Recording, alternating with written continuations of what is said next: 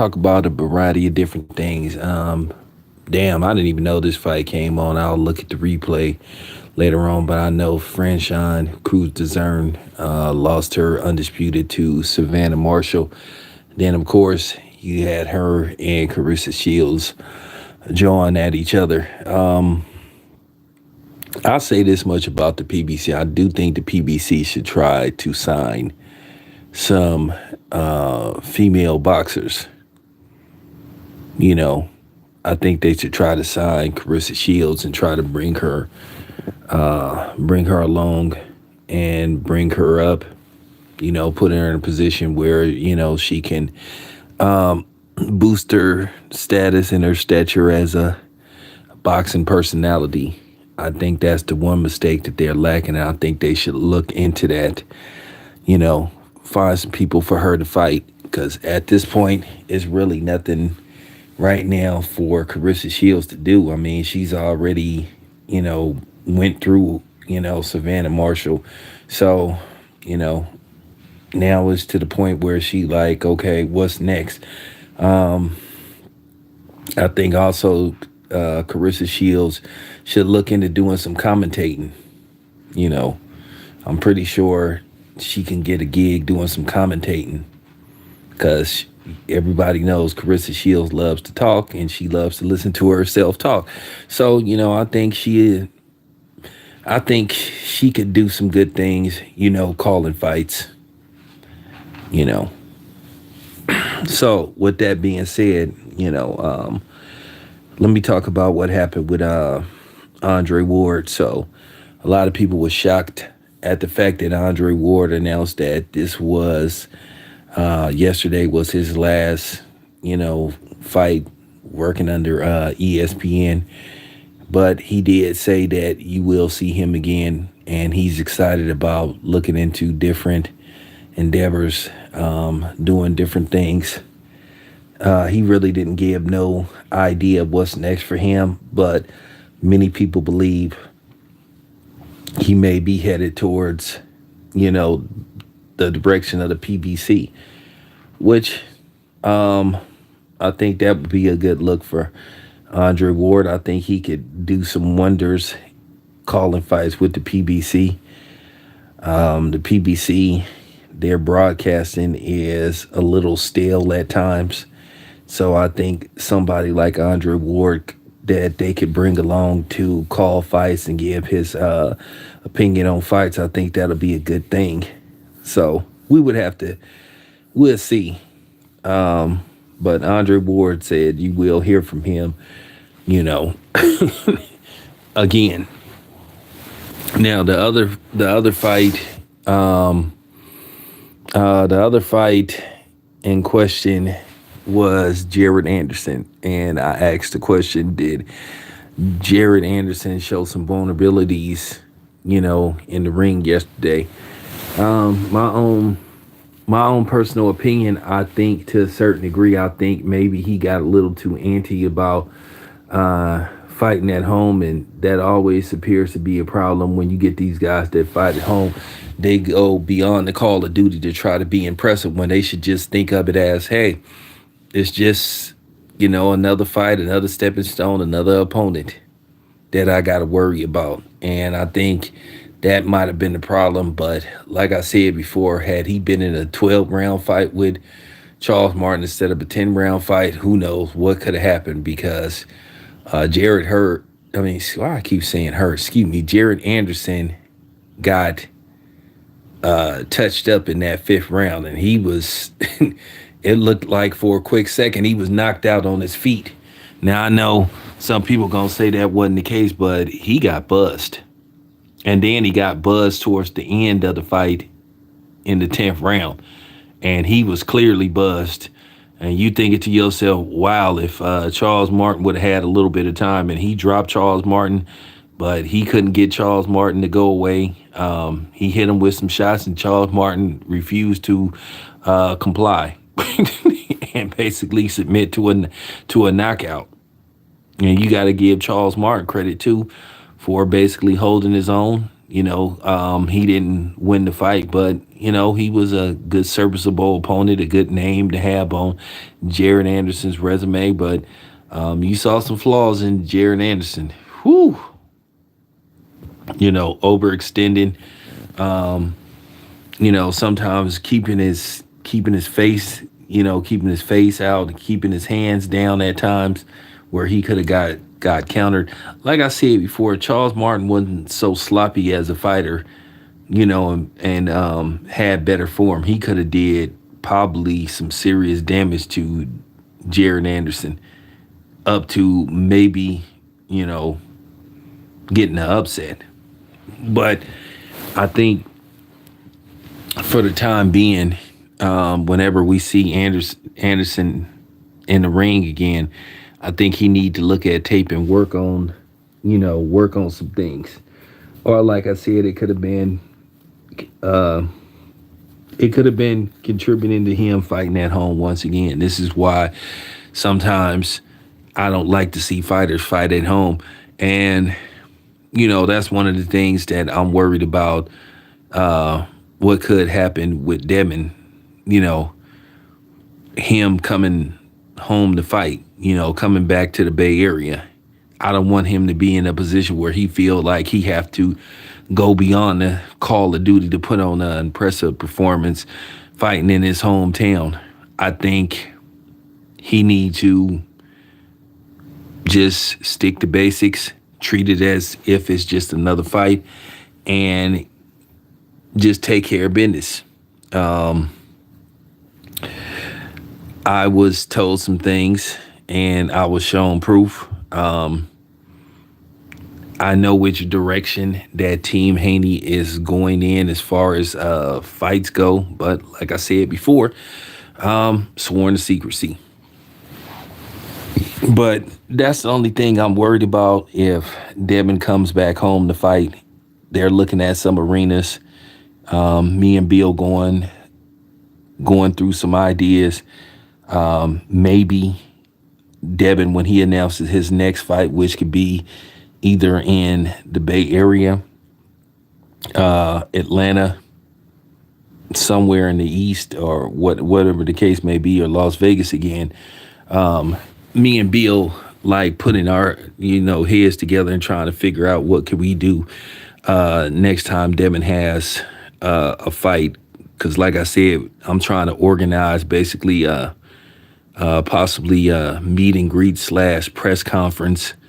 So it's about us finding a good location, a safe location, because safety is always a concern. So we just want to make sure that Devin's in a safe environment, where nothing, jumps off. So, me and Bill, we working on something. Like I said, you know, ran some ideas through him, and he kind of seemed to like what I had to say concerning, Devin having, you know, a homecoming press conference / meet and greet. But, things gotta fall together. But like I said before, there is a poll. Go to the community section of my channel and vote where you think Devin Haney's next fight should be at. Right now, it looked like the Bay Area is in the lead.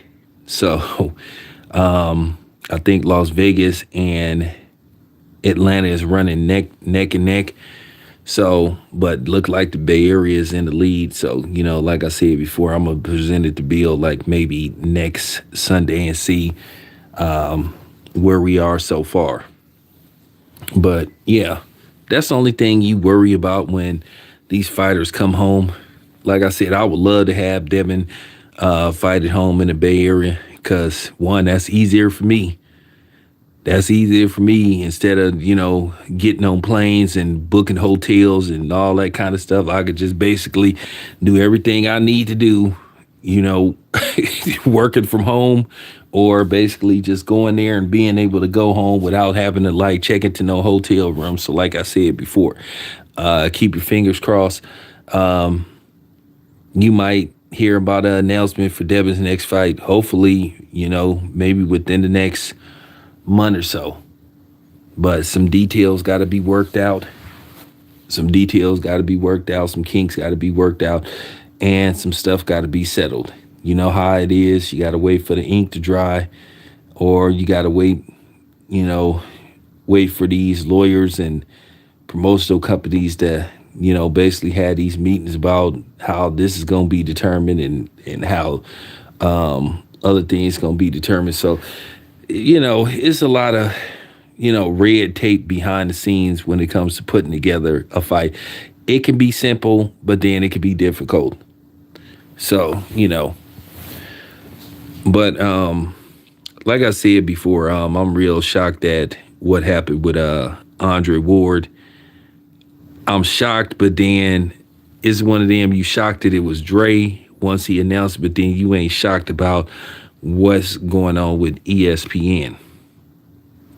So like I said, I think Dre will resurface. Where he will resurface, that remains a mystery. So I hope he goes to the PB. I hope he goes to the PBC as far as broadcasting go. Not as a fighter. If you want to go to the PBC as a broadcaster, fine. I mean, you never know. Matchroom may want his services as well. So it's just gonna come down to what Andre Ward feel is best as far as career-wise go. I'm pretty sure that Andre Ward will decide what's best for him and his family.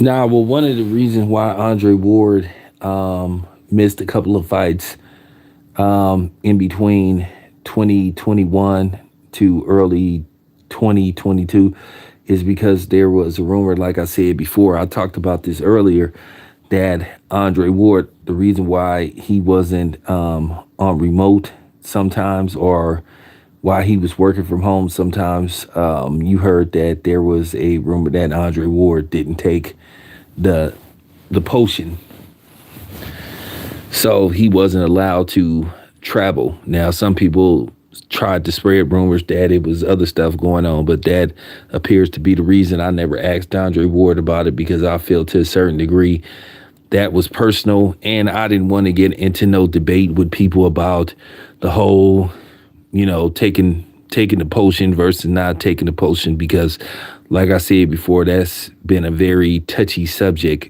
It was a very touchy subject, and particularly in 2021 and early 2022. Like I said before, that whole situation caused a lot of problems. And like I said, I got into it with people about that, about the potion, whether you should take it or not take it. I tried to be I tried to be sensitive and understanding to people who said, hey, I'll do it, or I did it, and I was cool with that. I had my stance. And like I said, I had this black ass baby animal looking nigga try to disrespect me. The dude a punk anyway. And, he didn't had like 4 different channels, and his channel don't grow because one, he's just lame. All he do is just get on this channel and, and just talk a bunch of nothing. Brings, you know what I'm saying? He don't have no flavor. His channel was stale, and that's why it really don't grow. But, Goofy, tried to, say some other little slick stuff. I don't know what it is about people, they try to talk all crazy when they know you thousands of miles away. It's a couple of dudes like that I know, but totally different story when you see him in person, And I'm going to say this again, just because you lift weights don't mean you got hands. So, but anyway, I'm not here for that. I just like taking shots at at that dude because he's a cornball. But never, nevertheless, let's get back to business. Also, Shakur Stevenson basically came out saying, "Hey, he won't smoke with everybody." It appears that there was some kind of contract, or at least something offered to Shakur Stevenson for a possible showdown with Devin Haney. And basically, Shakur said, I'm not taking 25%. So, it is what it is. Now, am I saying that Shakur Stevenson is ducking Devin Haney? No, absolutely not. But at the same time, they can't sit up there and say that Team Haney isn't serious about making a fight with them. At the end of the day, that's why it's called negotiations. And I'm going to say this once again, it's called negotiations for a reason.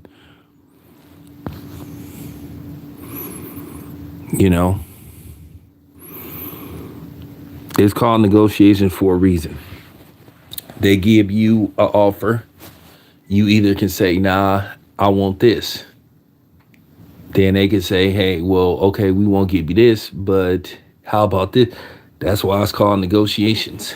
So I'm not saying that Shakur Stevenson is ducking, but it appears to be some kind of proof that he was offered a contract. Now, Shakur Stevenson, like I said before, if he is really serious about fighting Devin Haney, he might have to look into possibly moving up or considering moving up as, even though Team Haney has yet to make it official, many people believe that Team Haney is, or they have had their last fight at 135. To me, Devin Haney, he had basically two successful title defenses. Really, you don't have nothing to prove. Now the next step is what he can do at 140. I'm going to say this again, and I truly believe this. I think at 140, you're going to see a different Devin Haney. I think you're going to see a different Devin Haney. I think Devin Haney more so will possibly demonstrate more power at 140. I think you'll see him getting more stoppages. You'll see him dropping people more because he just been at 135 way too long. I just think he just can't make the weight no more. And I think he should look into going up in weight.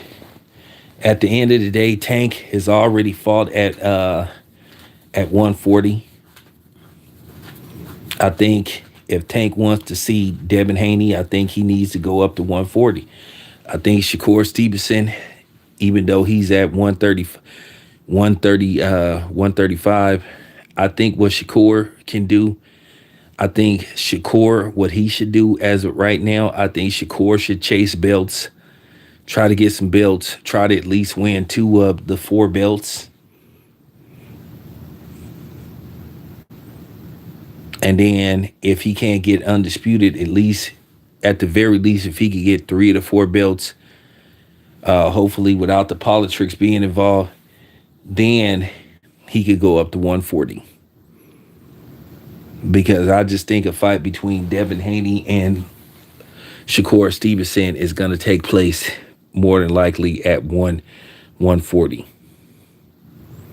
And I think Devin Haney will be very successful at 140. I think Devin Haney should stay at 140 as long as possible until he's ready to move up to 147. Because at the end of the day, by the time Devin Haney moves up to 147, either, this current crop, they'll either be at 154 campaigning, or some of them may be retired by then. So it'll be Devin and Shakur and maybe Tank and Ryan Garcia, if he can get it together, and even Tiafimo, those will be the guys who will rule 140 to 147. I think those will be the top guys. So, you know, but yeah, I just don't think. I just don't think that Team Haney is gonna fight at 135. And based off what I was told a few weeks ago, I think the writing is on the wall. I really do think the writing is on the wall. And I do think that it is time for them to move up.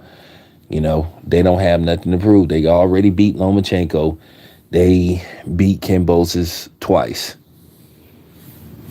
And they beat him under some very tough circumstances. Not only did they have to go to Australia to win the belt and fight for the belt, they had to do the rematch there.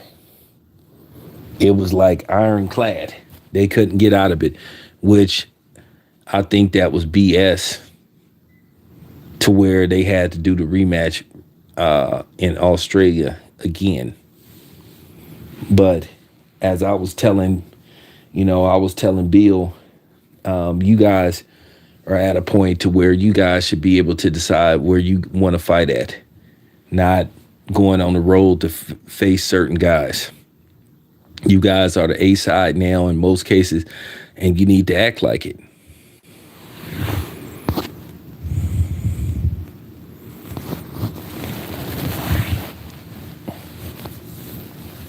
So like I said, I want to tell y'all what's going on with Team Haney, but like I said, I've been sworn to secrecy. So when it is announced, I already knew what was going on. But like I said before, just look for an announcement. Hopefully, if things go correctly, you may get an announcement within the next few weeks. And go to that poll. Go to the community section of my channel and vote on where you think Devin Haney should have his next fight. Now, let me say this again. As you guys know, I went in on a bunch of these clowns where you had a lot of these dudes, and I'm going to just say this once again. You guys are clowns and you guys are lame. Where you had a bunch of clowns that were sitting up here trying to justify this fight with Canelo and Jermell Charlo that makes absolutely no sense. Oh, man, I like this. I'm like, what is there to like about it?